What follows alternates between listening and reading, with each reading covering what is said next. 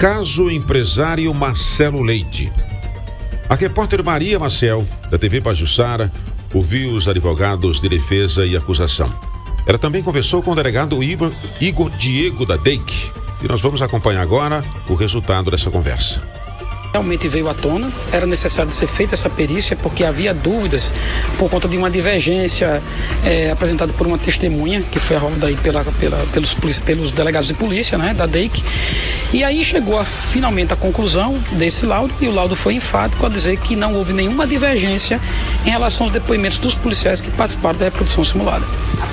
O principal questionamento era em relação se ele teria ou não havia possibilidade de visualizar que ele estivesse com arma ou não no veículo. Exatamente, esse foi o motivo principal para ser requerido pelo juiz e pelo Ministério Público a reprodução simulada. De modo que restava ainda a dúvida se efetivamente o que os policiais disseram correspondia com a verdade. E aí a perícia foi enfática, respondeu a pergunta que não queria calar, se de fato Marcelo tinha ou não em suas mãos apontado uma arma de fogo para a polícia.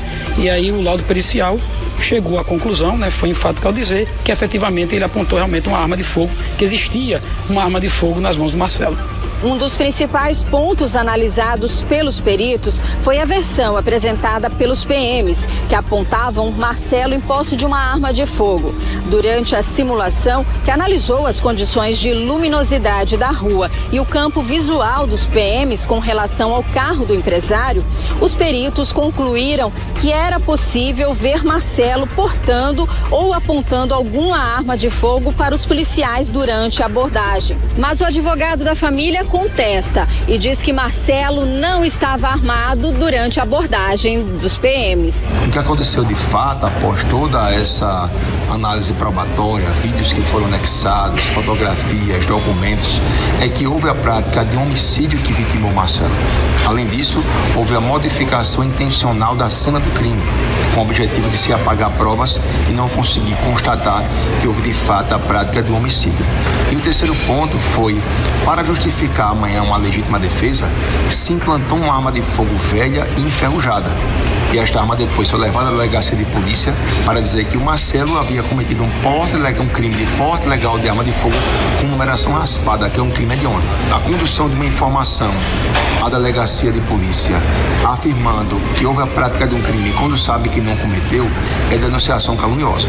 Então o que se percebe que existe a prática do homicídio doloso, que foi praticado naquela ocasião, a denunciação caluniosa quando a arma foi levada, que nunca Marcelo portou, para a delegacia de polícia para justificar amanhã uma legítima defesa, e também o crime de favorecimento processual, quando houve a modificação. Bom dia, recebemos o laudo de reprodução simulada dos fatos e era uma perícia que estava faltando para o inquérito policial e agora, nesse momento, nós temos que dar continuidade às investigações e o próximo passo é reunir a comissão dos delegados que estão responsáveis pelo caso, formada por mim, pelo Dr. Sidney Tenório e pelo Dr. Felipe Caldas, todos delegados da DEIC, que amanhã iremos analisar todos esses detalhes, todos os pontos sensíveis e concluirmos pela finalização do inquérito policial ou pela necessidade de mais alguma diligência. Quando a gente fala em reprodução simulada, muitas vezes existe aquela imagem de que pode mudar alguma coisa no processo. Nem sempre, né? Mas pode ou não alterar aí o que vocês estavam realizando diante de tudo aí que viram? Exatamente, a reprodução é apenas mais uma perícia, né, que vem a ser juntada agora e que será analisada com todas as outras provas que foram produzidas até o momento. Então é importante dizer que nós temos perícia do veículo da pessoa que estava conduzindo, com os disparos que foram efetuados, a localização desses disparos. Temos também a perícia realizada nas armas de fogo utilizadas, temos também o laudo de reprodução simulada, as imagens que foram coletadas, temos os depoimentos dos familiares, os depoimentos das testemunhas, os interrogatórios de todos os policiais que participaram da abordagem. Então, todas essas provas têm que ser analisadas de maneira sistematizadas para que a gente consiga elucidar todos os pontos que pairam dúvida e concluir esses trabalhos. Então, amanhã acreditamos que iremos concluir este inquérito policial.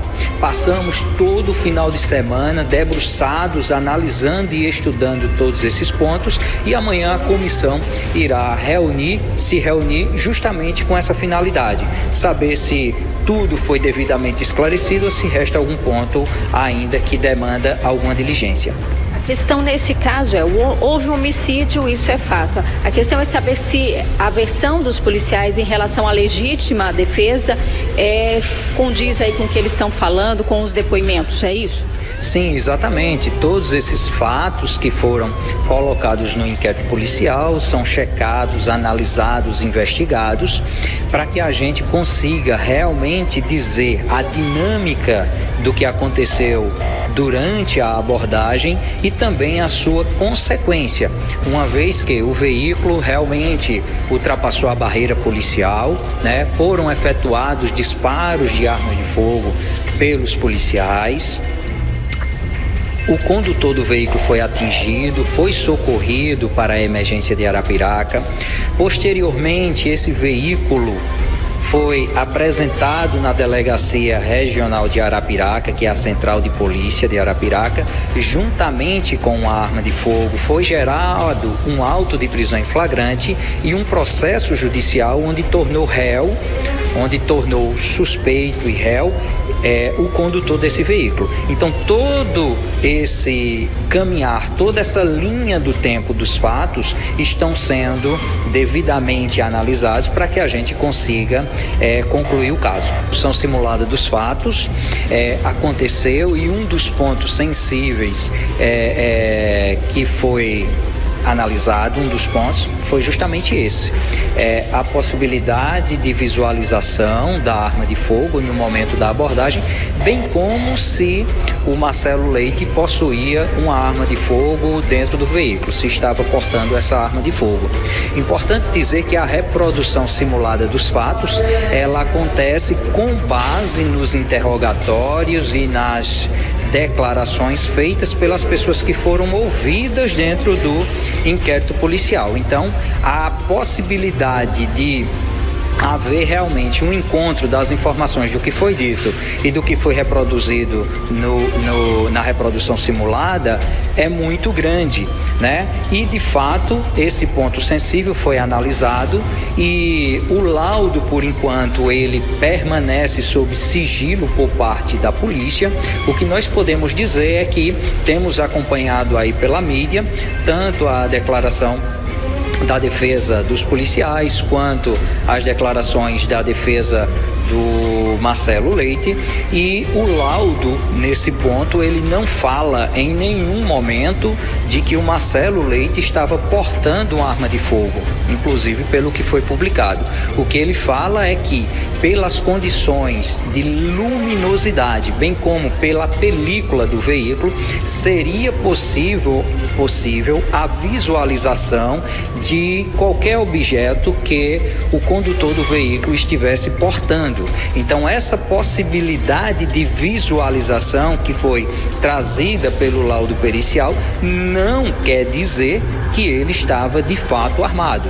Então, é por isso que, por enquanto, tudo permanece sob sigilo, porque nós vamos analisar não apenas esse ponto, mas toda a dinâmica dos fatos para que a gente consiga chegar à conclusão.